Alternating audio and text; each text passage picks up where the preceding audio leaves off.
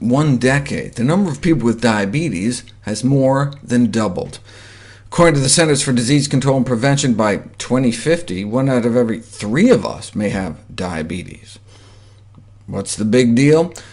Well, the consequences of diabetes are legion. The number 1 cause of adult-onset blindness, the number 1 cause of kidney failure, the number 1 cause of surgical amputations.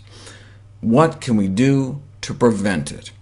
Well, the onset of type 2 diabetes is gradual, with most individuals progressing through a state of prediabetes, a condition now striking approximately 1 in 3 Americans. But only about 1 in 10 even knows it. Since current methods of treating diabetes remain inadequate, prevention is preferable, but what works better, lifestyle changes or drugs?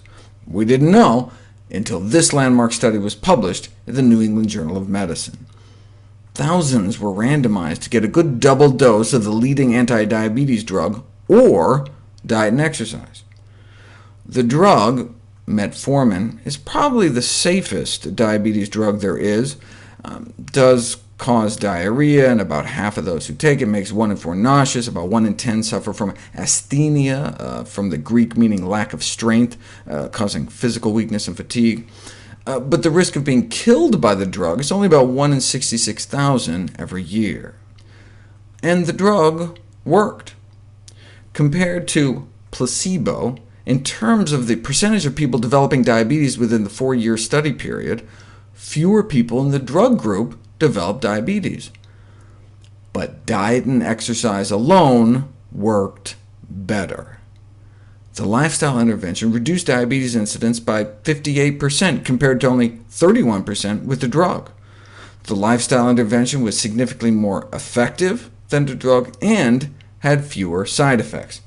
More than 3/4 of those on the drug reported gastrointestinal symptoms, though there was more muscle soreness reported in the lifestyle group on account they were actually exercising.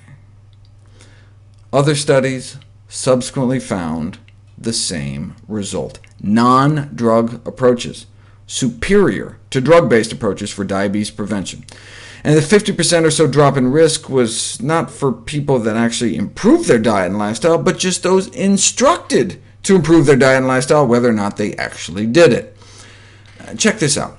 This is one of the most famous diabetes prevention studies. 500 people with prediabetes randomized into a lifestyle intervention or control group.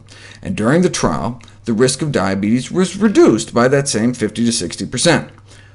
But only a fraction of the patients met the modest goals. Even in the lifestyle intervention group, only about 1/4 were able to eat enough fiber, meaning whole plant foods, and cut down on enough saturated fat, which in this country is mostly dairy, dessert, chicken, and pork.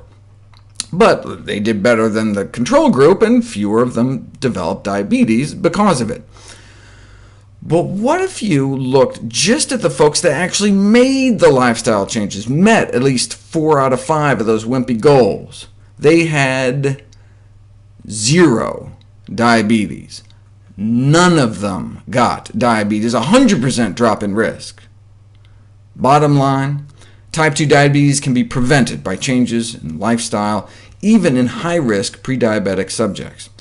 The fact, then, that type 2 diabetes, a largely preventable disorder, has reached such epidemic proportion is a public health humiliation.